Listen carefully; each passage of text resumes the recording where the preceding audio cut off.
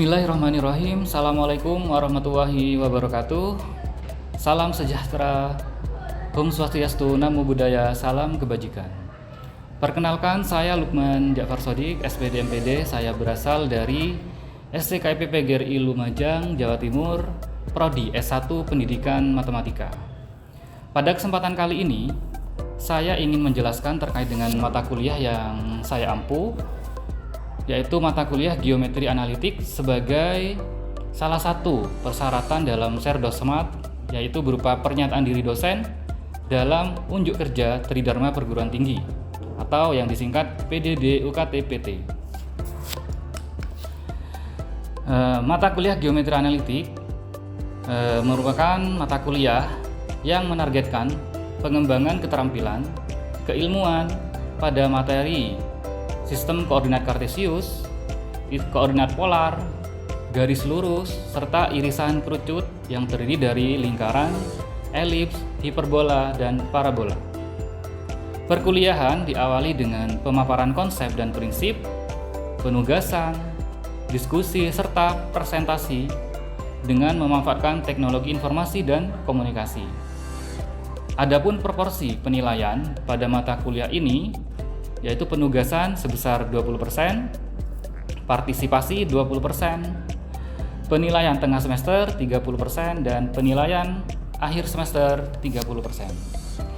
Adapun kemampuan akhir yang diharapkan pada mata kuliah ini, mahasiswa diharapkan mampu menguasai dan mampu menganalisis teori, konsep, dan prinsip tentang geometri analitik, serta dapat mendemonstrasikannya dalam pemecahan masalah, serta dapat menerapkan dalam pembelajaran matematika sekolah yang diliputi dengan tanggung jawab. Mata kuliah ini diawali dengan penyampaian kontrak kuliah terhadap mahasiswa yang terdiri dari sistem penilaian, norma akademik, serta pengaturan materi pembelajaran yang dilakukan selama 16 kali pertemuan. Adapun sistem penilaian seperti yang telah disampaikan tadi, yaitu dengan menggunakan proporsi 20%, 20%, 30, dan 30. Adapun dengan sistem perkuliahan pertemuan ke-1 sampai 16 yang efektif adalah 14 kali pertemuan dikurangi 2 kali pertemuan, yaitu UTS dan UAS. Berikutnya saya sampaikan terkait dengan materi pembelajaran dalam perkuliahan yang terdiri dari sistem koordinat kartesius, rumus jarak, garis lurus, persamaan garis lurus, irisan kerucut berupa lingkaran, elips, hiperbola, dan parabola. Adapun bahan ajar dalam perkuliahan ini yaitu modul ajar yang dalam proses pengembangan bersama dengan rekan sejawat dosen STKIP PGRI Lumajang, serta buku teks terbitan dari Unesa Pers yaitu Geometri Analitik, serta sumber lain yang ada di internet. Adapun sistem pembelajaran yang diterapkan dalam mata kuliah Geometri Analitik ini yaitu menggunakan Learning Management System berupa Moodle atau yang dikenal dengan e-learning STKIP PGRI Lumajang. E-learning ini dapat diakses secara terbuka melalui internet dengan alamat website seperti yang tertera di bawah ini. Berikutnya metode pembelajaran yang saya sampaikan pada mata kuliah ini yaitu menggunakan metode DIA atau Delivery, Interaktif, dan Assessment yang dalam prosesnya yaitu melalui pendahuluan, isi, dan penutup. Pada pendahuluan dilakukan melalui apersepsi gunanya untuk menyampaikan materi prasyarat dan untuk memberi motivasi terhadap mahasiswa terkait dengan manfaat dari mata kuliah geometri. Misalkan dengan menampilkan bahwa dalam Google Earth atau Google Map itu menggunakan aplikasi dari geometri, terus aplikasi geometri pada bidang ilmu lain, dan lain-lain. Berikutnya penyampaian materi yaitu melalui mengunggah pada e-learning STKIP PGRI Lumajang yang terdiri dari lembar kerja mahasiswa yang di dalamnya ada materi dan tugas. Nah, tugasnya ini berupa tugas diskusi kelompok yang nanti akan dipresentasikan oleh mahasiswa. Nah, selain itu, dalam materi ini juga ada menu diskusi, sehingga diskusi bisa dilakukan dalam proses pembelajaran dan dapat juga dilakukan melalui e-learning pada kolom komentar.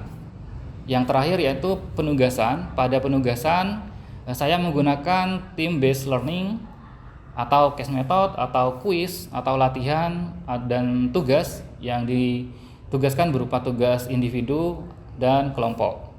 Nah, pada penutup pembelajaran saya tutup dengan menyimpulkan bersama mahasiswa terkait dengan materi yang telah diajarkan pada hari tersebut serta menyampaikan materi berikutnya yang perlu dipelajari, sehingga mahasiswa dalam berkuliah sudah siap dengan materi yang akan dipelajari. Selanjutnya saya akan menunjukkan rekaman pembelajaran pada pertemuan 1 dengan kemampuan akhir yang diharapkan, yaitu menentukan koordinat kartesius dan koordinat polar, mengubah koordinat kartesius ke koordinat polar atau sebaliknya, serta menentukan rumus jarak dari 2 titik secara umum, dan yang terakhir mahasiswa mampu menyelesaikan masalah jarak 2 titik. Oke, berikut video pembelajaran yang telah saya sediakan. Jadi pada mata kuliah geometri analitik datar ini, deskripsi mata kuliah sudah tertera jelas di sini ya. Terus tujuan mata kuliah juga sudah. Terus pertemuan kali ini kita akan fokus membahas 4 pokok bahasan ini. Namun sebelum masuk ke mata kuliah ini secara detail, saya jelaskan dulu terkait dengan kenapa kita perlu belajar geometri analitik dan bedanya dengan geometri apa gitu ya. Jadi geometri analitik ini kan kata dasarnya ini, saya kira sudah tahu ya. Jadi intinya geo dan metri dan seterusnya ini ya. Nah, geometri itu mempelajari sifat-sifat pengukuran hubungan garis, bidang dan ruang ya. Sehingga kalau yang bidang ini ke geometri analitik datar ya, karena berupa bidang. Tapi kalau geometri analitik ruang nanti yang mata kuliah yang berikutnya.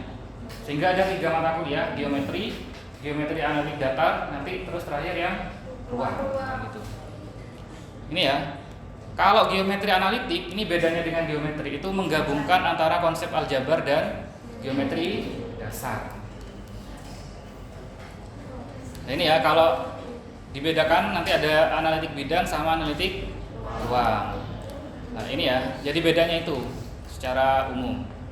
Nah, berikutnya kalau sejarahnya ini, jadi yang menemukan sistem koordinat itu adalah René Descartes ya. Sehingga nanti pengaruhnya Newton itu bisa menemukan ilmu kalkulus. Padahal Newton itu terkenal sebagai apa? Fisika kan ya. Ternyata fisika itu induknya dari matematika. Karena itu matematika disebut sebagai ratunya apa? Matematika. Ratunya apa? Ratunya ilmu. Nah, di ekonomi ada matematika, terus di IPS ada matematika juga. Di agama ada ngitung zakat, ya, mau ngitung ahli waris ada berapa persen. Itu udah sudah. Oke ya. Nah, terus kira-kira manfaatnya apa? Kan tadi kalau di mata kuliah atau di bidang lain kan sudah ada agama dan seterusnya. Cuma secara spesifik geometri itu ini manfaatnya. Jadi untuk pengukuran panjang atau jarak ya, panjang dan satuan luas ya, atau bisa melatih berpikir geometri ya. Jadi berpikir geometri itu nanti akan berpengaruh besar terhadap kemampuan visualisasi kita ya, kemampuan spasial. Dan ini kalau misalkan nanti kalian punya bakat di seni dan seterusnya, itu juga dipengaruhi oleh cara berpikir geometri. Nah, dalam matematika juga ada namanya berpikir matematis ya. Jadi kalau berpikir matematis itu bukan berpikir angka-angka. Jadi kalau misalkan kalian punya masalah ya, ingin diselesaikan, terus bertahan sampai selesai masalah tersebut, nah itu berpikir matematis juga gitu ya. Jadi tidak hanya menyelesaikan soal-soal, karena kalau menyelesaikan soal kan itu ibaratkan persoalan hidup gitu kan ya. Nanti mau kita selesaikan solusinya, misalkan tidak ada solusi, nah, tidak ada solusi pun itu solusi sebenarnya ya, kalau di matematika itu ya. Nah, kalau secara nyata pengaruh atau apa ya, manfaat belajar geometri itu saat ini sebenarnya banyak di kehidupan sehari-hari. Sudah kenal Google Map? Google Earth? Nah, Google Earth tidak tahu. Kalau di Google Map biasanya kalian misalkan dari rumah mau ke kampus gitu ya. Nah, nanti kan langsung muncul rute kan. Nah, di situ kan langsung muncul apa kira-kira? Angka apa? Angka berapa menit terus apa lagi? Berapa meter? Jarak kan. Sehingga di situ kira-kira ada peran geometri atau tidak? Ada. Nah, sehingga muncul angka itu kan kira-kira nggak otomatis kan ya. Sehingga di aplikasi itu sudah dimasukkan ilmunya geometri sebenarnya. Sehingga nanti kalau kita klik di lokasi A terus klik lokasi B langsung terbaca. Nah itu ada kaitannya dengan apa kira-kira? Geometri terkait dengan apa? Grafik. Apa tadi? Koordinat ya. Itu terkait dengan koordinat. Jadi bumi itu sebagai bidangnya ya. Kalau misalkan titik lokasi itu ibaratkan apa? Kalau titik lokasi, kalau misalkan di Google Map kita tekan klik suatu lokasi, itu berupa titik kan ya? Titik itu ada apanya biasanya? Sherlock.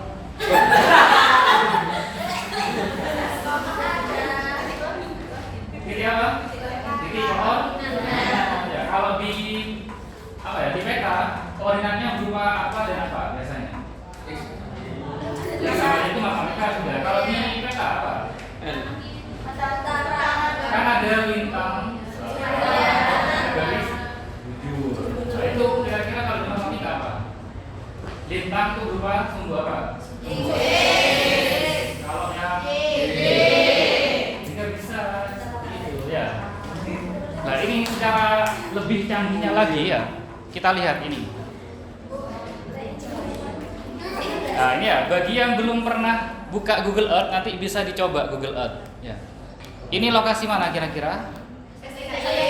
STK IB. Posisi kalian ada di mana? Di dalamnya. Itu Pak. Ya di dalamnya. Ya. Nah, di Google Earth itu kalau misalkan ada sebuah menu di sini yang ini ya. Terlihat ini menu apa? Menu apa? Ini loh ini. Kelihatan apa itu? Bentuk penggaris ya. Jalan tak jalan. Ini loh. Di aplikasi mana dia? Di aplikasi ini ya ada bentuk penggaris. Nah, bentuk penggaris ini kalau kita klik nanti misalkan kita klik lokasi ini, klik sini ya. Terus kita tarik ke sini. Nah, itu langsung nanti muncul jarak ini ke sini berapa meter. Ya. Terus dari sini saya klik lagi ke sini. Ini langsung muncul meternya. Terus ini. Nah, kalau misalkan sampai tertutup ke sini, itu langsung terhitung nanti kelilingnya berapa. Termasuk juga luasnya. Ya. Sehingga kalian nanti kalau misalkan ada apa ya, yang menawarkan sawah gitu ya. Misalkan mau menawarkan kaplingan gitu ya. Dia ngomong ini luasnya sekian. Kalian cek aja di Google Earth, diperbesar, terus pakai aplikasi ini nanti akan terlihat. Oh kalau di aplikasi luasnya sekitar sekian. Misalkan orangnya itu ngomong luasnya sekian, oh beda sedikit, oh berarti jujur orangnya. Tapi kalau misalkan selisihnya jauh, ini bercanda ini. Oke ya. Jadi kira-kira itu manfaat dari belajar geometri. Oke, sekarang kita masuk ke materi pertama yang sekaligus kedua karena saya gabung di sini ya. Jadi nanti metode perkuliahannya belajar secara berkelompok. Terus nanti kalian perlu mengisi ini. Ada yang pernah tahu poll? Ya. Mungkin yang PKKMB kemarin sudah pernah mengisi sebuah kuis, nah seperti itu. Ya. Nanti mengisi itu, baru nanti akan saya bentuk kelompok berdasarkan kuis itu. Akan berkelompok sementara ini ya. Nanti duduknya bisa bergantian. Saya nantikan ya. Nah, berikutnya nanti ada lembar kerjanya nanti ini lagi ya. Nanti berdiskusi. Oke, ini adalah link workflow-nya. Silakan gunakan HP. Sekaligus saya share linknya di grup ya. Kalau misalkan tidak bisa scan, saya share.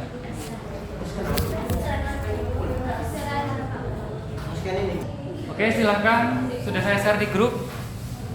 Waktunya maksimal 5 menit, tapi ini cepet-cepetan juga. Silakan langsung klik. Waktunya itu berjalan maksimal 5 menit dan mulai.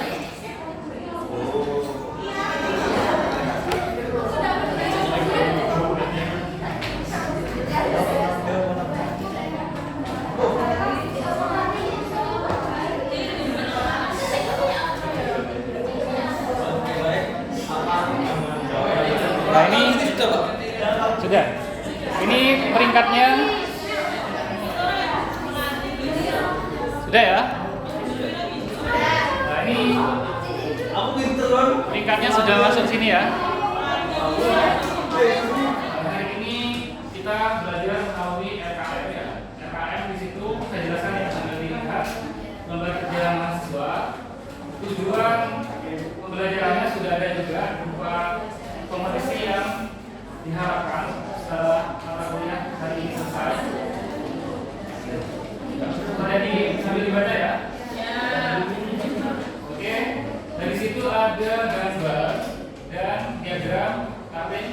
Terus ada soal cerita juga ya. Jadi silakan dibaca, terus dilihat juga gambar petanya itu. Baru di baliknya itu ada pertanyaan-pertanyaan singkat. Jadi jawabannya tidak panjang itu, pertanyaan singkat, silakan isi. Saya beri waktu 10 menit dulu.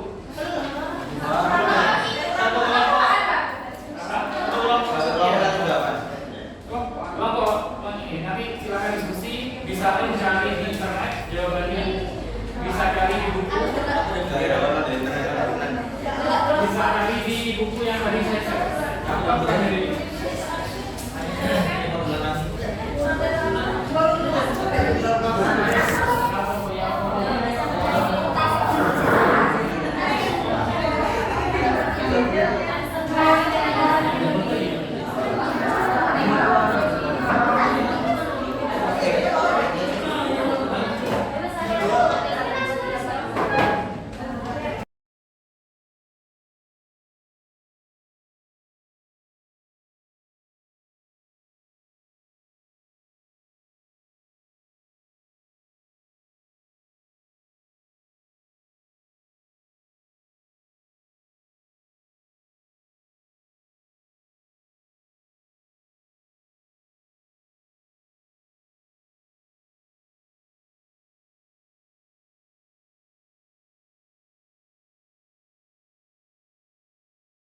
Sudah stop kerjanya. Sekarang kita diskusi bersama. Ini ada perwakilan dari kelompok pertama ya, akan menjelaskan jawabannya. Silakan kalian cocokkan dengan jawabannya juga ya. Kalau misalkan nanti ada perbedaan pendapat, silakan angkat tangan. Kita bahas bersama. Oke. Oke, silakan kenalkan dulu siapa masnya. Assalamualaikum warahmatullahi wabarakatuh. Sebelumnya perkenalkan, nama saya Muhammad Suludin. Saya mewakili dari kelompok yang mendapatkan tugas untuk mengerjakan soal nomor 1 sampai nomor 4. Kemudian untuk pertama, bisa kalian lihat soalnya saya bacakan. Mengapa Riki lebih lambat menemukan rumah dosennya? Ini berkaitan dengan yang ada di gambar 1 di lembar kerja mahasiswa. Jawabannya di sini adalah karena jarak yang ditempuh Riki itu lebih jauh daripada Abdul ya, yaitu 3,6 km, atau kalau dirubah menjadi meter itu adalah 3.600 meter. Sedangkan Abdul itu menempuh jarak sampai ke rumah dosennya itu adalah 3,5 km, atau kalau dirubah meter menjadi 3.500 meter. Untuk soal nomor 1 jawabannya berarti karena jarak yang ditempuh Riki menuju rumah dosennya itu lebih jauh, yaitu 3,6 km. Berarti jaraknya yang lebih jauhnya itu berkisar 100 meter jaraknya. Yang lain gimana? Setuju ya? Lanjut nomor 2. Untuk mempresentasikan titik pada sebuah bidang dengan pasangan bilangan, maka ditentukan dua garis bilangan bersilangan OX dan OY di gambar nomor 2 dan ditentukan skala pada masing-masing garis itu. Titik potong kedua garis itu digunakan sebagai titik pusat. Dua garis yang bersilangan itu disebut sumbu koordinat. Sebuah titik di bidang dinyatakan dengan pasangan berurutan dalam kurung X, Y. Bilangan X pada dalam kurung X, Y itu dinamakan jawabannya kalau di kelompok saya itu absis. Kemudian bilangan Y pada dalam kurung X, Y dinamakan koordinat. Iya, ini bisa dilihat di depan juga ya. Jadi kalau T itu nama lainnya apa? Absis. Kalau Y nama lainnya? Oke, lanjut Nomor 3, OX dan OY merupakan garis bilangan. Garis adalah kalau di saya itu X dan Y. Oke, lanjut dulu. Ruas garis adalah AB. Kemudian garis bilangan adalah kayak bilang Pak. Jawabannya diulangi OX dan OY.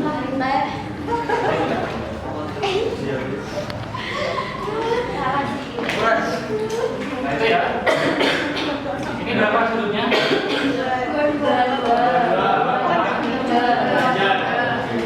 Sehingga nanti kalau koordinat pola ini berupa K, 22. Ya, panjangnya K itu berapa? K ini ya. 21,6. Sehingga bentuk lain dari titik P itu adalah 27,6. Titik koma, kalau sudah koma berarti ya, apa ya? Batasnya pakai titik koma ya. Titik koma berapa derajat? 7 derajat. Sudah jelas ya? Jadi kalau titik koordinat bisa diubah ke pola. Pola bisa diubah ke koordinat. Kuncinya apa kira-kira kuncinya? Mengetahui yang saya Kunci utamanya apa? R itu berupa apa? Nah,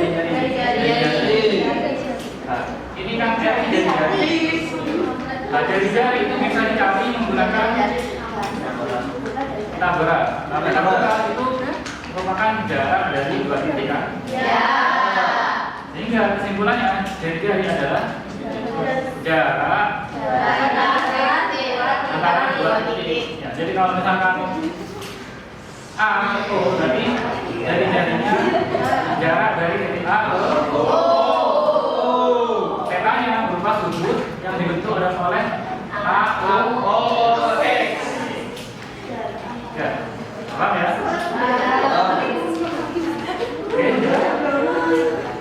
Oke, tepuk tangan kelompok terakhir ya.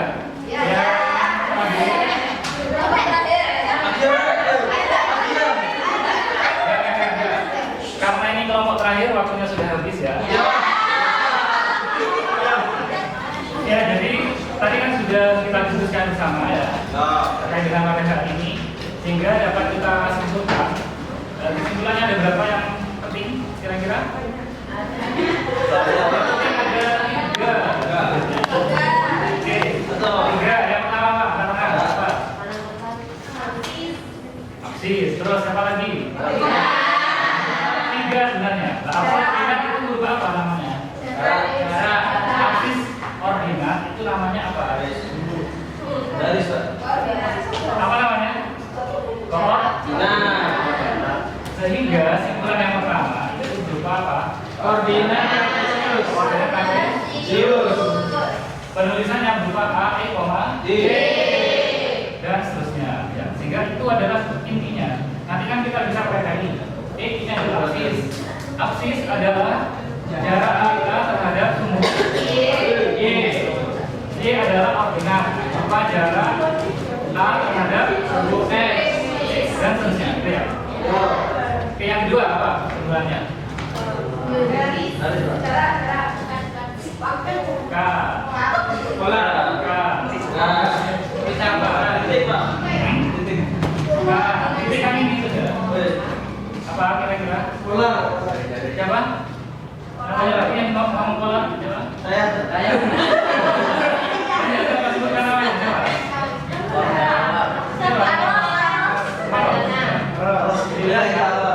Jadi yang kedua yang kita pelajari adalah koordinat. Simbolnya berupa R, Data. Theta. R adalah Jari-jari.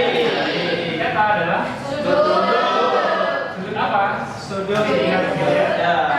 Ya. Oke, yang terakhir apa berarti? Terakhir. Yang terakhir. Terakhir. Berarti yang dibahas semuanya tadi apa? Titik. Apa? Titik. Siapa yang menjawab? Saya.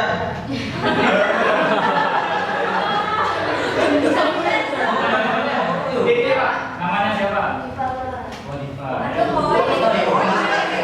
Harus urut Pak ya kesimpulannya. Siapa? Harus urut kesimpulannya. Gak harus urut, tapi poin-poinnya ada 3. Titik atas. Siapa tadi ngomong jarak? Saya tahu titik, Pak.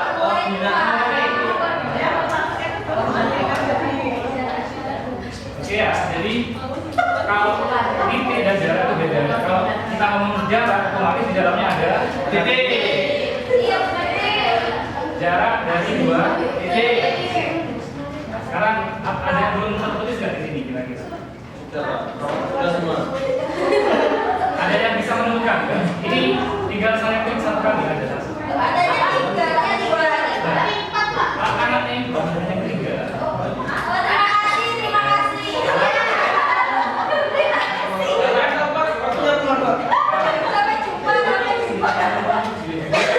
Satu lagi ada yang angkat tangan? Coba. Notasi. Hampir betul. Apa? Apa rumus? Siapa namanya? Oke ya. Jadi yang terakhir adalah rumus jarak dari 2 titik ini. Nah, simbol jarak itu adalah D. Bahasa Inggrisnya adalah D. Ya, bisa tahu.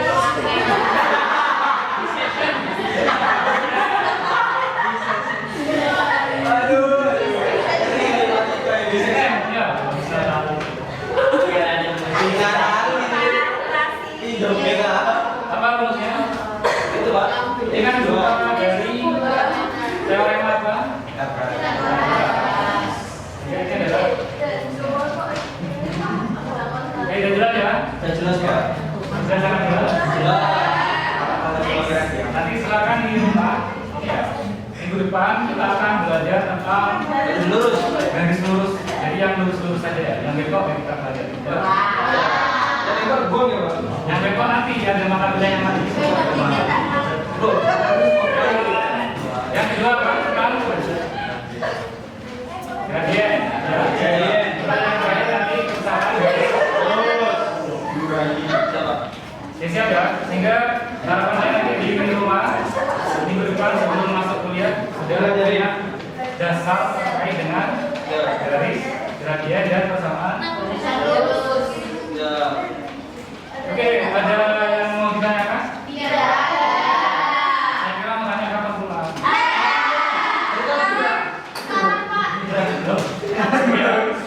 Saya ucapkan terima kasih pertemuan kali ini. Saya sangat bangga karena kalian aktif semuanya. Terlibat semua dalam perkuliahan ini. Saya harap yang pertemuan bisa aktif ini ya. Oke, jangan lupa minggu depan disiapkan lagi, lebih siap lagi ya. Ini kan ada persiapan sebenarnya ya. Tapi saya nilai bagus. Oke, saya akhiri. Terima kasih. Assalamualaikum warahmatullahi wabarakatuh. Demikianlah cuplikan video pembelajaran pada pernyataan diri dosen dalam unjuk kerja Tridharma Perguruan Tinggi PDD UKT-PT yang dapat saya sampaikan. Terima kasih. Assalamualaikum warahmatullahi wabarakatuh.